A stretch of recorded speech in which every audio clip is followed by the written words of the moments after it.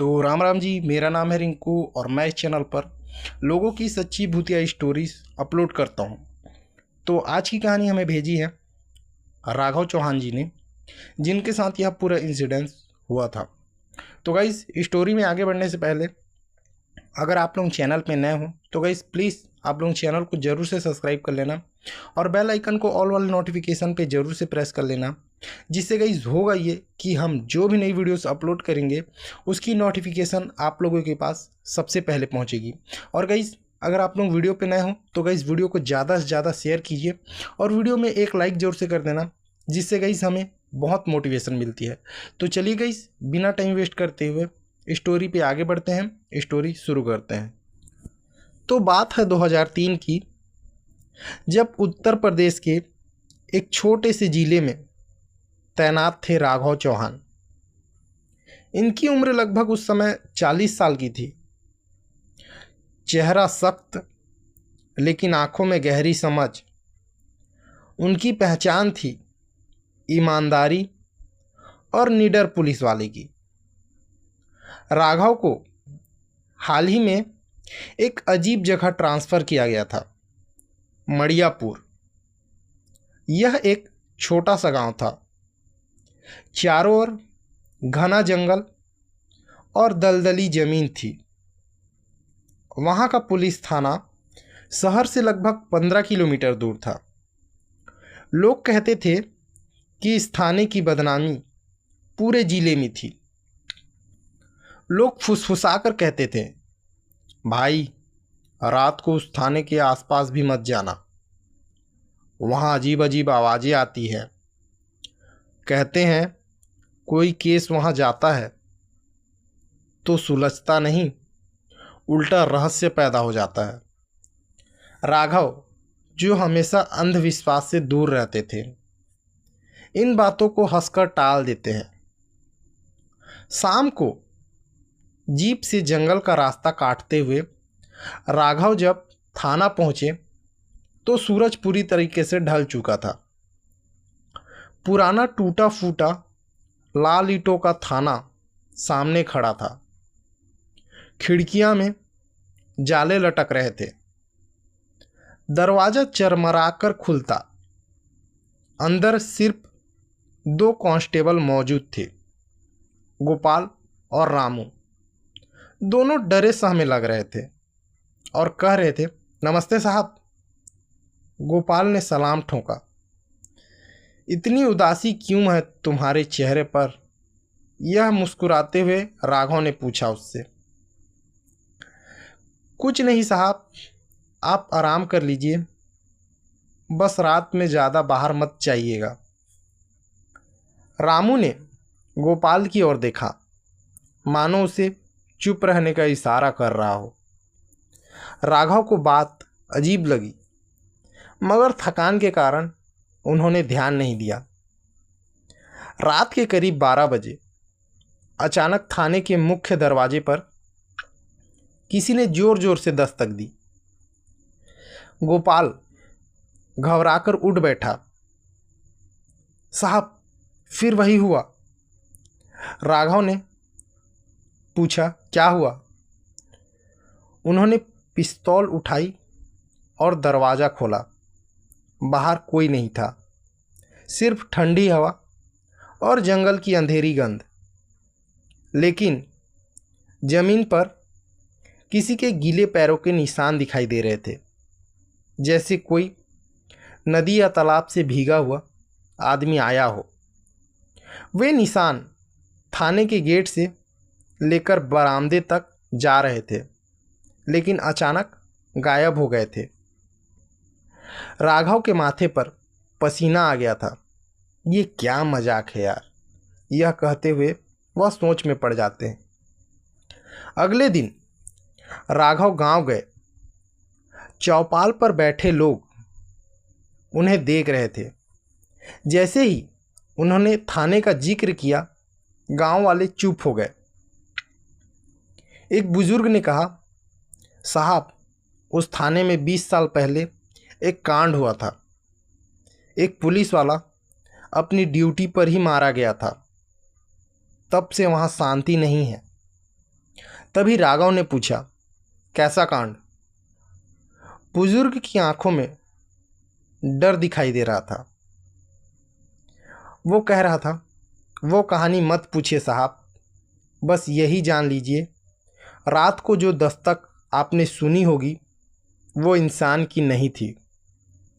राघव हैरान रह गए, लेकिन उन्होंने ठान लिया था कि इस रहस्य को सुलझाए बिना तो मैं चैन नहीं लूँगा। तीसरे दिन थाने में एक औरत दौड़ती हुई आई। उसके कपड़े फटे हुए थे, चेहरा खून से लथपथ, और कह रही थी, साहब बचा लो, मेरा पीछा कोई कर रहा है, कोई मेरा पीछा कर रहा है, साहब मेरे को बचा लीजिए। राघव ने उसे पानी पिलाया और शांत किया। उसने बताया, मैं गांव के बाहर खेत में काम कर रही थी, तभी काले कपड़ों में कोई लंबा चौड़ा आदमी आया। उसका चेहरा दिखाई ही नहीं दे रहा था, लेकिन उसकी आंखें लाल जल रही थी। उसने मुझ पर हमला किया। मैं किसी तरह भागकर यहाँ आई हूँ। गोपाल और रामू ने डरकर एक दूसरे की ओर देखा। साहब, यह वही परछाई है। रात को फिर से थाने में वही दस्तक हुई, लेकिन इस बार राघव ने खिड़की से झांक कर देखा। सामने एक आदमी की परछाई खड़ी थी, लंबा, काला, और उसका चेहरा बिल्कुल सफ़ेद राख जैसा ढका हुआ दिखाई दे रहा था। परछाई धीरे धीरे थाने की दीवार में समा गई और मानो गायब सी हो गई। राघव को पहली बार दिल में डर सा महसूस हुआ, लेकिन साथ ही एक अजीब सी जिज्ञासा भी हुई। अगली सुबह राघव ने पुराने रिकॉर्ड्स खंगाले। उन्होंने एक फाइल को खोजा जिसमें लिखा था, केस नंबर 302, कांस्टेबल सुरेश की हत्या। फाइल के मुताबिक 20 साल पहले कांस्टेबल सुरेश की ड्यूटी के दौरान जंगल में बेरहमी से हत्या हुई थी। उसका केस कभी सुलझ ही नहीं पाया, और बात तो ये अजीब थी कि उसकी लाश भी कभी नहीं मिली। बस उसके जूते और खून से सना हुआ बैज मिला था। राघव को शक होने लगा, क्या वो आत्मा सुरेश की तो नहीं है? अब मामला और गंभीर हो चुका था। राघव ने ठान लिया था कि वे आधी रात को खुद जंगल में जाएंगे जहां सुरेश की हत्या हुई थी। कांस्टेबल गोपाल डरते डरते कहा, साहब मत जाइए, बहुतों ने कोशिश की लेकिन कोई लौट कर नहीं आया। राघव मुस्कुरा दिए और बोले, अगर पुलिस ही डर जाएगी तो गांव वाले की हिफाजत कौन करेगा? रात होने ही वाली थी। जंगल की ओर जाने वाली पगडंडी अंधेरे में पूरी तरह से डूब चुकी थी। राघव ने अपनी टॉर्च, रिवॉल्वर और नोटबुक उठाई और निकल पड़े। जंगल में चारों ओर सन्नाटा था। पेड़ों की सरसराहट, झिंगोरों की आवाज़ और बीच बीच में किसी अज्ञात परछाई की आहट। अचानक टॉर्च की रोशनी किसी चीज़ पर पड़ी। एक टूटी हुई पुलिस की टोपी जिस पर खून के धब्बे थे।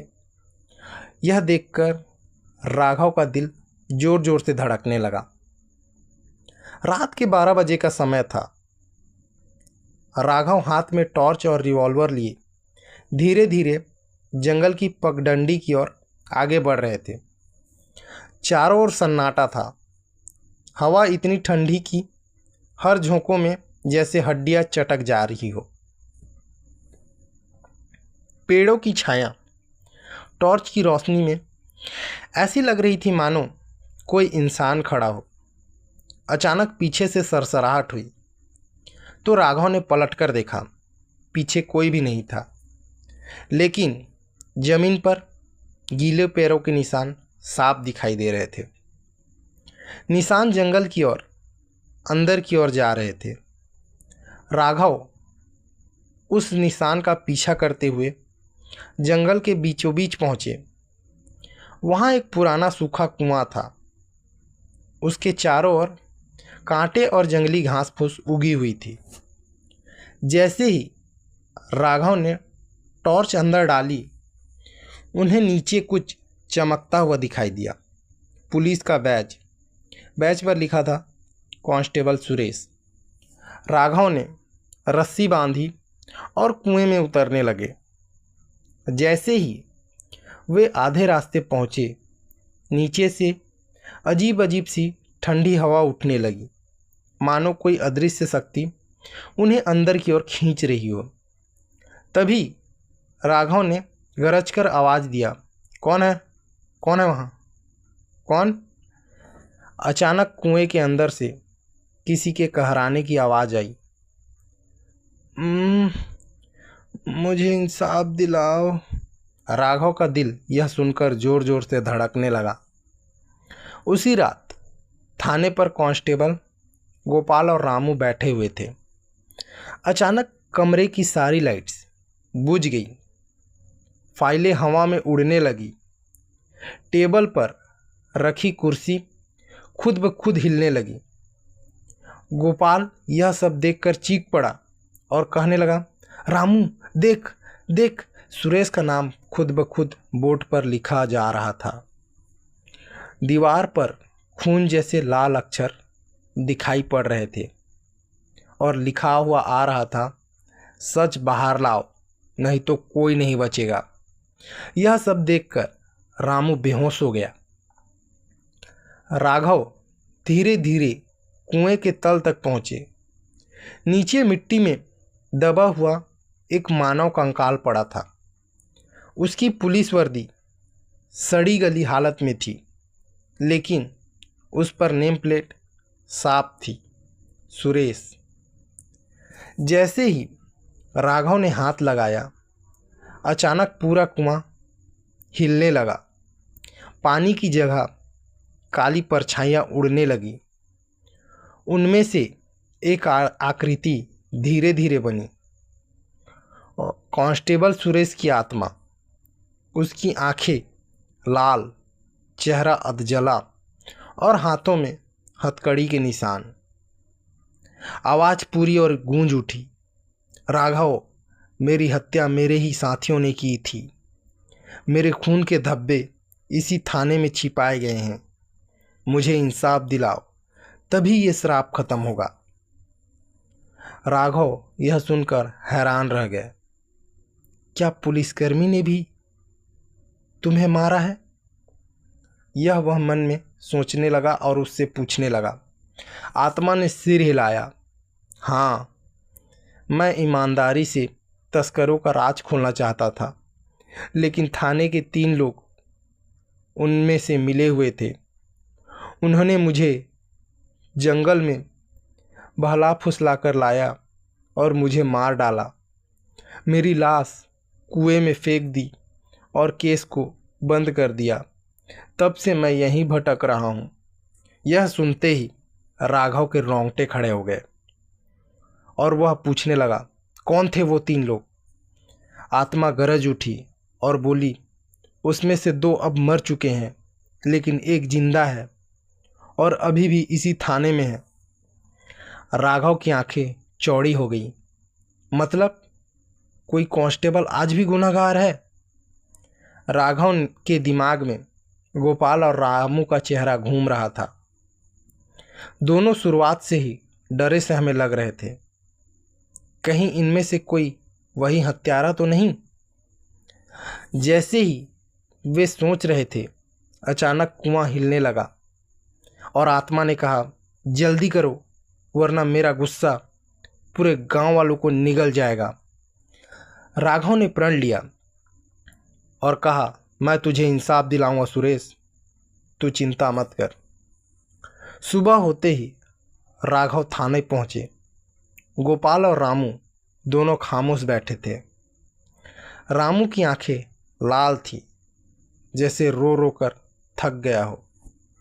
राघव ने दोनों को देखते हुए पूछा, क्या तुम लोगों को सुरेश के केस के बारे में कुछ पता है? दोनों ने एक दूसरे की तरफ देखा। गोपाल ने कांपते हुए पूछा। साहब, हमें कुछ नहीं पूछिए, हम तो बस यहाँ ड्यूटी कर रहे हैं। राघव समझ गया, कोई न कोई सच तो इनमें से कुछ न कुछ छिपा रहा है। रात होते ही थाने में फिर से हलचल शुरू हो गई। फाइलें अपने आप खुलने लगी, हथकड़ियाँ दीवार से टकराने लगी। अचानक थाने के कमरे में सुरेश की आत्मा प्रकट हो गई। उसने गरज कर कहा, सच बोलो वरना कोई नहीं बचेगा। गोपाल जमीन पर गिरकर कांपने लगा। नहीं नहीं नहीं, मैं निर्दोष हूँ, नहीं मैं निर्दोष हूँ, यह वह बार बार कहने लगा।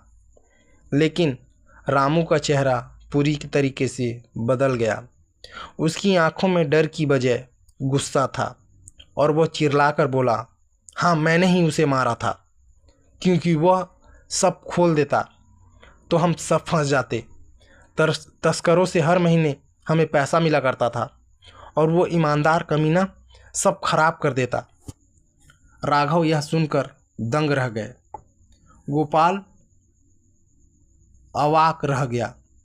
सुरेश की आत्मा जोर जोर से चीखी, रामू, तेरी वजह से मैं शांति नहीं रह पा रहा हूँ, अब तेरा अंत होकर रहेगा। यह सुरेश की आत्मा चीख चीख कर कह रही थी। अचानक रामू की गर्दन पर लाल निशान बनने लगे, जैसे कोई अदृश्य हाथ उसका गला दबा रहा हो।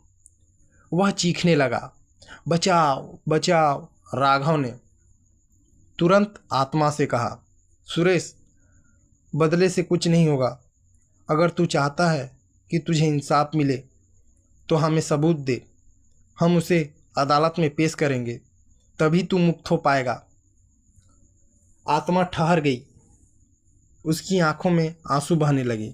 ठीक है, सबूत तहखाने में है, पुराने रिकॉर्ड्स का रूम के नीचे। वहाँ वो फाइल छिपी है जिसमें रामू का नाम है। इतना कहकर आत्मा धीरे धीरे गायब हो गई। अब राघव के पास रास्ता साफ था। उन्हें तहखाने में जाकर सबूत ढूंढना था, लेकिन तहखाना सालों से बंद पड़ा हुआ था। तभी गोपाल डरते डरते बोला, साहब, वहाँ कोई नहीं जाता। कहते हैं जो भी वहाँ गया है आज तक कभी जिंदा नहीं लौटा। राघव ने अपनी पिस्तौल उठाई और कहा, अब इस केस का अंत होना ही चाहिए। और वे सीढ़ियों से उतरने लगे। रात का समय था। राघव हाथ में टॉर्च लिए थाने के पुराने दरवाजे से नीचे उतर रहा था। सीढ़ियाँ टूटी फूटी थी, जिसमें से अजीब सी बदबू आ रही थी। हर कदम पर ऐसा लगता मानो कोई पीछे पीछे चल रहा हो। गोपाल ऊपर खड़ा डर से कांप रहा था। साहब, अकेले मत जाइए, मैं भी आता हूँ। लेकिन राघव ने हाथ उठाकर उसे रोक दिया। नहीं, तुम यहीं रहो। अगर मैं वापस नहीं आया तो ऊपर से दरवाज़ा बंद कर देना। यह कहकर वह नीचे उतरने लगे। तहखाना गहराई में था। अंदर घुसते ही टॉर्च की रोशनी दीवारों पर गिरी। जाले, टूटी फूटी फाइलें और बिखरे हुए कागज इधर उधर फैले हुए थे, और बीचों बीच जमीन पर जंग लगे हथकड़ी और एक टूटा हुआ रिवॉल्वर पड़ा हुआ था। जैसे ही राघव ने टॉर्च घुमाई, अचानक एक अलमारी अपने आप खुल गई। उसमें धूल जमी हुई थी और फाइलें रखी हुई थी।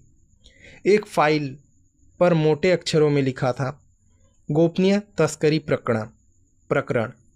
राघव ने फाइल उठाई।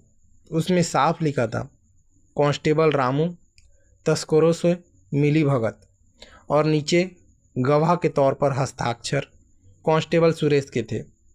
यानी सुरेश ने ही गवाही दी थी, लेकिन उसी कारण उसे मार भी दिया गया था।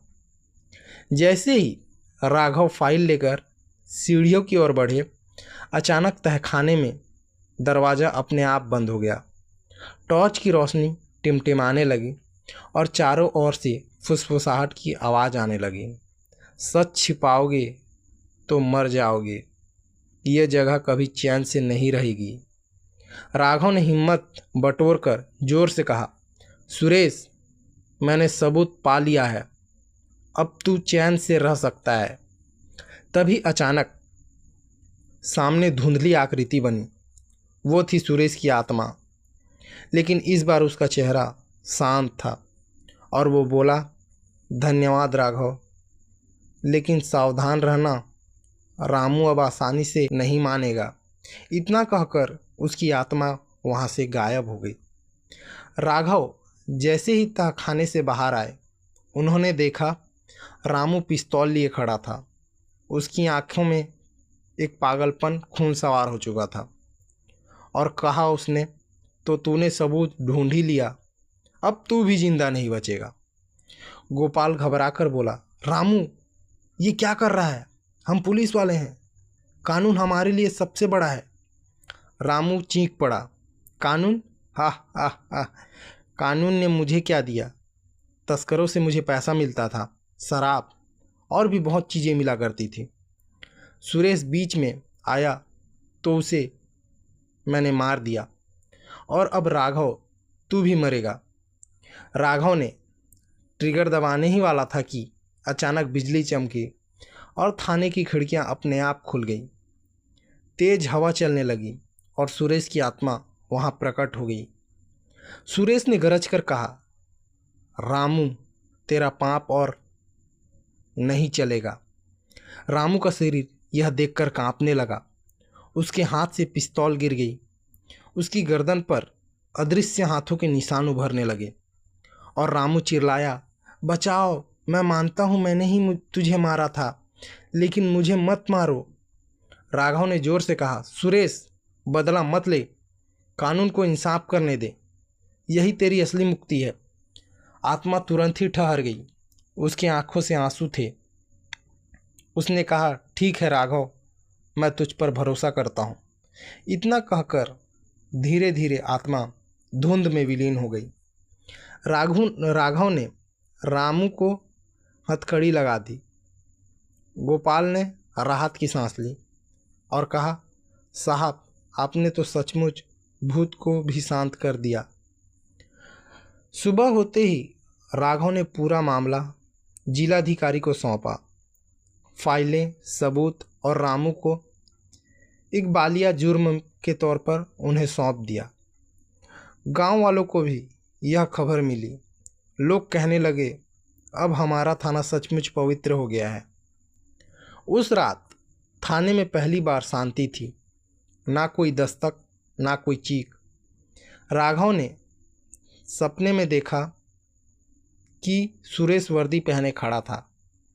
उसने सलाम किया और कहा, धन्यवाद इंस्पेक्टर साहब, आपने मुझे इंसाफ दिलाया है, अब मैं मुक्त हो चुका हूँ। सुबह जब राघव उठे तो उन्हें टेबल पर एक चमकता हुआ बैज मिला, कांस्टेबल सुरेश का, जैसे आत्मा ने आखिरी बार उन्हें याद के तौर पर उस बैज को वहाँ छोड़ दिया हो। थाना अब पहले जैसा नहीं रहा था। गांव वाले बिना डर से वहाँ आने जाने लगे। राघव की बहादुरी की चर्चा पूरे जिले में होने लगी और जहाँ कभी खून और डर का साया था, अब वहाँ कानून और इंसाफ की रोशनी थी। रामू को गिरफ्तार करने के बाद मामला अदालत पहुँचा। राघव ने तहखाने से मिली फाइलें, सुरेश की गवाही और रामू के इकबालिया बयान को सबूत के तौर पर पेश किया। अदालत में जब सब सामने आया तो पूरा गांव हैरान रह गया। लोगों की आंखों में गुस्सा था और आंखों में आंसू भी थे। जिस पर हमें सुरक्षा का सबसे ज़्यादा भरोसा था, वही गुनहगार निकला, यह गांव वाले कह रहे थे। जज ने कड़े शब्दों में फैसला सुनाया। कांस्टेबल रामू को आजीवन कारावास की सज़ा दी जाती है। यह कहते हुए जज साहब ने अपना फैसला सुनाया। रामू को पुलिस की गाड़ी में डाल दिया गया। उसकी आंखों में अब भी नफरत थी, लेकिन हार का दर्द ज़्यादा गहरा था। फैसले के बाद गांव वालों ने राहत की सांस ली। चौपाल पर लोग राघव का सम्मान करने जुटे। एक बुजुर्ग ने हाथ जोड़कर कहा, साहब, आपने सिर्फ सुरेश को इंसाफ नहीं दिलाया, बल्कि हमें भी डर से आज़ादी दिलाई है। गांव की औरतें मिठाई लेकर आई, बच्चे खुशी से थाने के बाहर खेल रहे थे। जहां कभी खौफनाक सन्नाटा छाया रहता था, अब वहां हंसी और उम्मीद की किरण लौट आई थी। कुछ दिन बीते, थाना जो कभी उजड़ा हुआ था और डरावना लगता था, अब रंग रोगन से चमक रहा था। दीवारों पर लगे पुराने जाले हटाए गए और नए नए फर्नीचर वहां लाए गए। सबसे बड़ी बात तो यह थी, अब रात में कोई दस्तक भी वहां नहीं होती थी, ना कोई अजीब आवाज़ें आती थी और ना ही कोई परछाइयाँ। गोपाल हंसते हुए बोला, साहब अब तो यहाँ रहना भी अच्छा लगने लगा है। लगता है सुरेश जी सचमुच शांति पा चुके हैं। राघव ने गहरी सांस ली और कहा, हाँ, अब ये थाना डर का नहीं, इंसाफ का प्रतीक बनेगा। एक रात राघव अपनी कुर्सी पर बैठे हुए थे। नींद हल्की सी आने ही वाली थी कि अचानक खिड़की से एक ठंडी हवा चली। उन्होंने आंख खोली तो सामने सुरेश की आत्मा खड़ी थी, लेकिन इस बार इसका चेहरा शांत और मुस्कुराता हुआ था। उसने सैल्यूट किया और कहा, धन्यवाद इंस्पेक्टर साहब, आपने मेरा नाम साफ किया और मुझे इंसाफ दिलाया। अब मैं सचमुच मुक्त हो चुका हूँ। राघव की आंखें यह देखकर नम हो गई। तू सच में चला जाएगा? यह कहते हुए राघव ने उनसे पूछा। सुरेश ने हल्की सी मुस्कान दी और बोला, हाँ, अब मेरी आत्मा को और कुछ नहीं चाहिए। बस इतना याद रखना, ईमानदारी कभी हारती नहीं। और धीरे धीरे वह धुंध में गायब हो गया। अगली सुबह राघव ने सुरेश की स्मृति में थाने के बाहर एक शिलालेख लगवाया, कांस्टेबल सुरेश, जिसमें ईमानदारी की कीमत जान देकर चुकाई, यह लिखा हुआ था। गांव वालों ने मोमबत्तियां जलाई और सुरेश को श्रद्धांजलि दी। उस दिन पहली बार सभी के चेहरों पर सुकून था। तभी गोपाल बोला, साहब अब ये थाना सिर्फ इमारत नहीं रहेगा, ये न्याय और बलिदान का मिसाल रहेगा। राघव ने आसमान की ओर देखा और मन ही मन कहा, सुरेश तेरा नाम हमेशा अब जिंदा रहेगा यार। दिन बीतते गए। मड़ियापुर थाना अब जिले का सबसे ईमानदार और सक्रिय थाना माने जाने लगे। लोग वहां शिकायत दर्ज कराने आने लगे। बिना किसी डर के राघव की बहादुरी और ईमानदारी की चर्चा अखबारों में छपने लगी। उन्हें सम्मानित भी किया गया। लेकिन राघव जानते थे, असल जीत उसकी नहीं बल्कि सुरेश की थी। उसकी आत्मा ने उन्हें सच दिखाया था और सच्चाई कभी दब नहीं सकती, यह सुरेश ने राघव को सिखाया था। कुछ महीनों बाद एक रात राघव गांव के चौपाल में खड़े थे। आसमान तारों से भरा था। जंगल से अब डरावनी चीखें नहीं आती थी, सिर्फ झिंगुरों की मधुर आवाज़ आती थी। राघव मुस्कुराते हुए सोचे, जहाँ कभी अंधेरा और खून का साया था, वहाँ आज रोशनी है। यही है इंसाफ की असली जीत। और उसी पल उन्हें ऐसा लगा मानो हवा में कोई फुसफुसा कर कह रहा हो, धन्यवाद दोस्त। तो गाइज़ आज की कहानी बस इतनी ही थी, जो कि हमें राघव जी ने भेजी थी। तो गाइज़ इसी प्रकार की आप लोग स्टोरी सुनना चाहते हो तो गाइज़ प्लीज़ चैनल को ज़रूर से सब्सक्राइब कर लेना। और अगर आपकी भी कोई स्टोरी है तो गाइज़ डिस्क्रिप्शन में मैंने इंस्टा आई डी का लिंक दे रखा है, वहाँ से आप लोग मुझे फॉलो करके मुझे अपनी इंस्टा आई डी के थ्रू स्टोरी भेज सकते हो। तो मिलते हैं गाइज़ इसी प्रकार की नई स्टोरी में। तब तक के लिए राम राम जी, जय सूर्य नारायण।